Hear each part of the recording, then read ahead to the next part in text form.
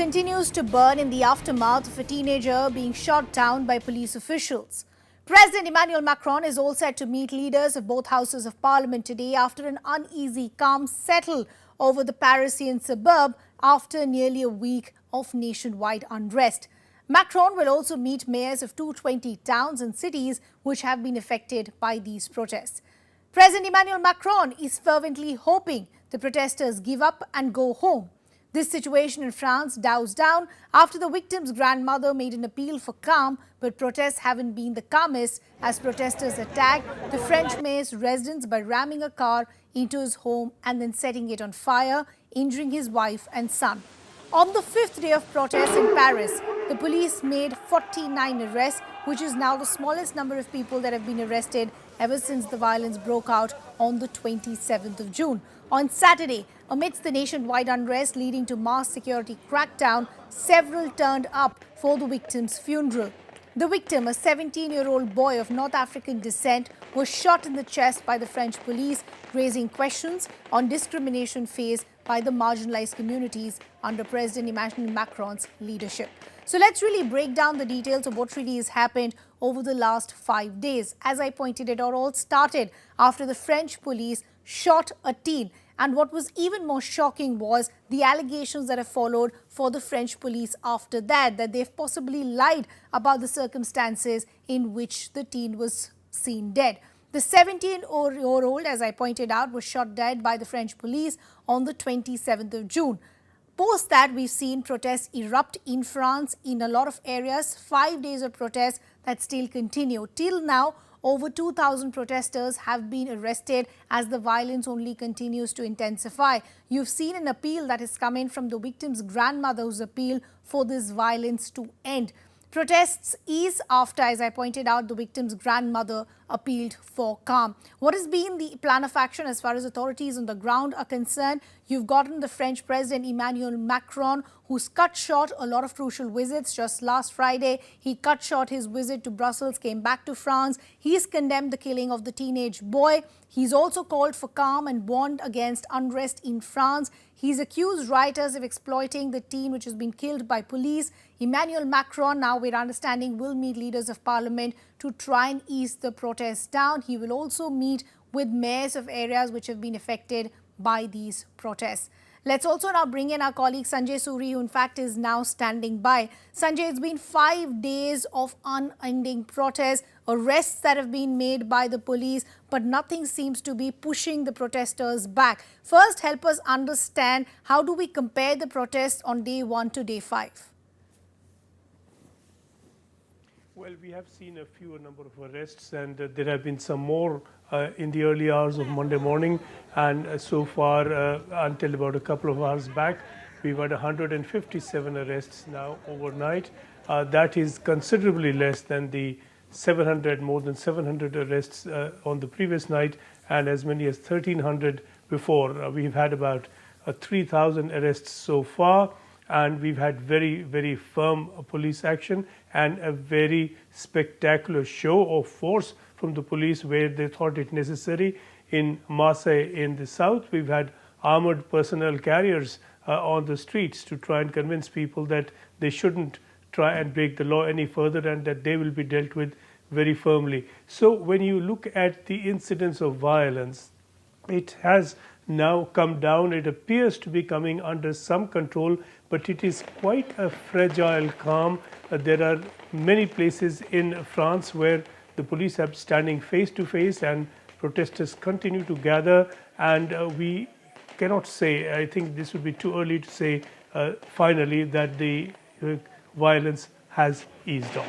Yeah. Sanjay, there has been an appeal that has been made by the victim's grandmother as well, that we need calm to come back to the streets of France. Protesters should move behind. But even that said, doesn't seem to have cut much ice. Help us understand the plan as far as the authorities are concerned. As I pointed out, on Friday, you had Emmanuel Macron, who cut short his visit to Brussels, came back to France. What is the plan as far as the authorities are concerned?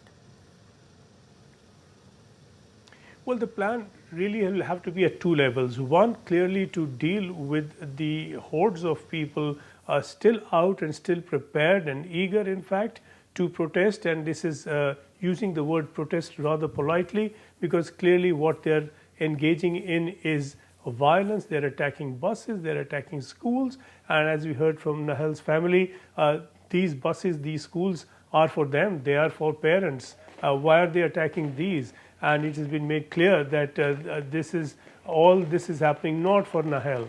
So clearly this is going to be at the first stage an attempt to bring calm to this situation, to restore peace. But beyond that, this is a festering problem. This is a real issue. There are a lot of people, almost you would say armies of youngsters, who really are on the margins and seem to be going nowhere from there. Nahel was registered to train as an electrician. He simply refused to attend classes, and there are thousands and thousands and hundreds of thousands like him everywhere, and these are the people who are now coming out on the streets and engaging in violence. So the second stage really will have to be some attempt by the authorities to see how they deal with this almost social time bomb, in a sense, because this is a very frustrated lot. They have had a record of violence. They will look for an excuse to get violent again. This cannot go on and on. And surely the government in France, in Paris, and also the local governments across cities and towns in Paris will have to devise a strategy how to deal with this situation. Sanjay, I also want to understand, on Friday, I was speaking to some eyewitnesses who were saying that unfortunately, a lot of people are now wanting to take undue advantage as far as these protests are concerned. Some banks have been set on fire. There have been reports of people stealing as well. How are the authorities planning to tackle those challenges? Well, this is really criminality spilling over with some sort of assumption that there's an approval for it. It has almost been made to appear noble over the unjustifiable killing of a teenager. That's the spin being put on it, that people are outraged by the injustice. But clearly this is not about morality here. It is not about concern for Nahel or his family. This has been an occasion where the lid has come off on the rules, and people have been engaging in looting. They have been engaging in burning vehicles. Thousands of vehicles have been burnt. How is that, and how is the looting of a shoe store an expression of grief? Certainly it is not about grief. It is not about concern about rights and the duties of the officers. It is a spillover of frustration and of failure. And that is really at the bottom of the problem, and that is what has led to the looting and the violence. Sanjay, lastly, I also want to understand the reason behind these protests. It's of course that unfortunate killing of that 17-year-old boy, but also apparently the allegations that are coming the French police's way that they lied about the circumstances in which the boy was found dead. Has there been a version from the French police defending themselves? Well, not just the police defending themselves. We have now a campaign, and that has raised close to €1 million. And this is people putting in money to defend the police officer. There is a very strong view that the police officer was only doing his duty. It's not a view shared by many people, but certainly there are enough people, and particularly and predictably to the right, who have that view and who have raised close to €1 million already for his defense. But there is without doubt a very clear case that the police have very strong powers and that they have been using these excessively. The 2017 rule allows them to shoot over a traffic violation. That itself is a very, very strong power, and there will be arguments asking for restraint on that. And we know that the police officer concerned has expressed a great deal of apology over this. So there's a lot of churning going on with divisions even among the police over all this. Okay, Sanjay, we'll have to leave that conversation there. Thanks a lot for getting us all those details. Let's play out some reactions for you. Let's begin with that appeal that has been made by Nahel's grandmother to end these protests. Let's listen in. I blame the police officer who killed my grandson. That's all I'm angry with. We have the police, and lucky for us that we have the police. And the people who are breaking things, I tell them, stop it, stop it. They're doing this with Nahel as a pretext. People should stop. They should stop. They should not break store windows. They should not ransack schools. I tell them to stop it. It's mothers who take buses. It's mothers who walk outside. We should calm things.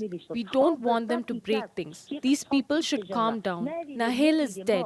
That's all there is. And I've lost my daughter without her child. My daughter is lost. It's over. My daughter no longer has a life. It's over. I understand her. And so as a grandmother, they took away my daughter and my grandson.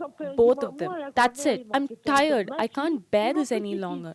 I no longer sleep, and I even turned off the TV. Please don't break the cars. The cars did not do anything to you. The school did not do anything to you. The buses did not do anything to you. Leave us alone.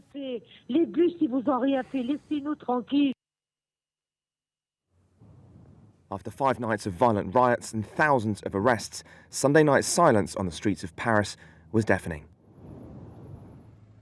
Across the country, the government said some 45,000 police had been deployed again as it tried to grapple with the worst unrest seen in the country in years. Rioters have torched cars, looted stores, and targeted town halls and police stations. A grandmother of Nahel, the teenager whose killing at the hands of a police officer sparked the unrest, has now called for all of it to end. Je veux au policier qui a tué mon petit-fils. Identified as Nadia by French media, the woman said rioters were using the 17-year-old's death last Tuesday as an excuse to cause havoc and that the family wanted calm. Her comments came as eyewitness video showed mothers in a Paris suburb also demanding an end to the violence. Joined by young children, they held signs reading "Justice to victims" and "Stop the violence." Others have said the same. Residents in another Paris suburb told Reuters that rioters wanted to spread, quote, terror and were trying to put the Republic in danger. They were speaking a day after the home of a local mayor was rammed with a car and set alight while his wife and children were sleeping inside.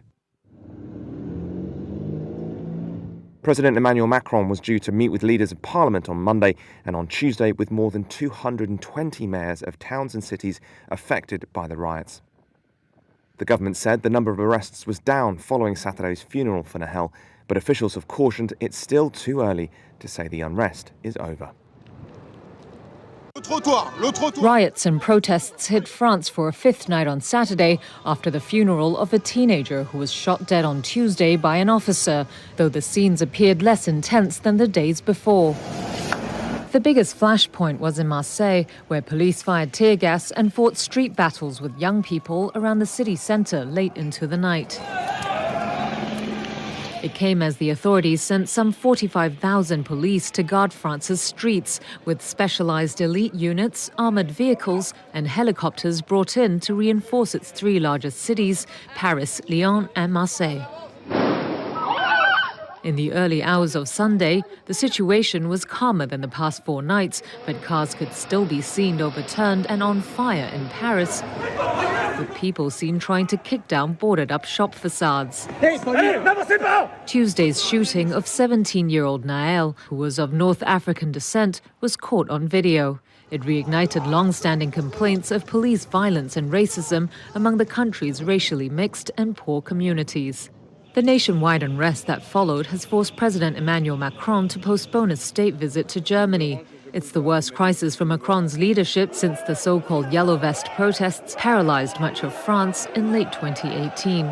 He also faced months of anger and sometimes violent protests across the country earlier this year after pushing through a pension overhaul.